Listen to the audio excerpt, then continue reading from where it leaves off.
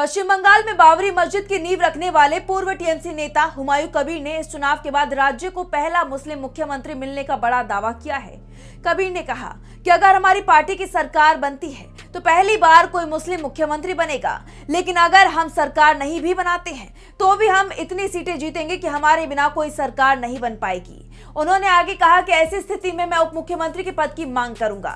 मैं ये साफ साफ कह रहा हूं, इस चुनाव के बाद पश्चिम बंगाल में कोई मुस्लिम उप मुख्यमंत्री जरूर बनेगा, भले ही मुख्यमंत्री ना बने।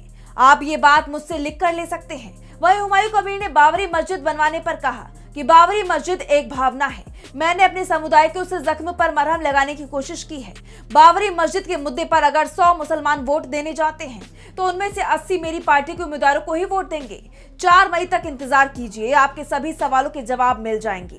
न्यूज एजेंसी पीटीआई को दिए एक इंटरव्यू में हुमायूं कबीर ने दावा किया कि राज्य में मुसलमानों के बीच बढ़ती राजनीतिक मुखरता की भावना चुनावी नतीजों पर काफी असर डाल सकती है।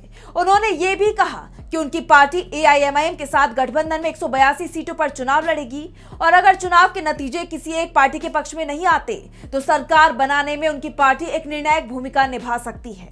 बता दें कि 2011 की जनगणना के अनुसार पश्चिम बंगाल की आबादी में मुसलमानों की हिस्सेदारी लगभग 27% है और वो मुख्य रूप से मुर्शिदाबाद, मालदा और उत्तर दिनाजपुर जैसे जिलों में केंद्रित है। 2021 के विधानसभा चुनावों में टीएमसी ने इनमें से अधिकांश जिलों में जबरदस्त जीत हासिल की थी। मुर्शिदाबाद जिले की 22 सीटों में से सत्ताधारी पार्टी ने 20 सीटें जीती थी। वहीं मालदा में उसने 12 में से 8 सीटें हासिल की। उत्तर दिनाजपुर में टीएमसी ने 6 में से 4 सीटें जीती थी।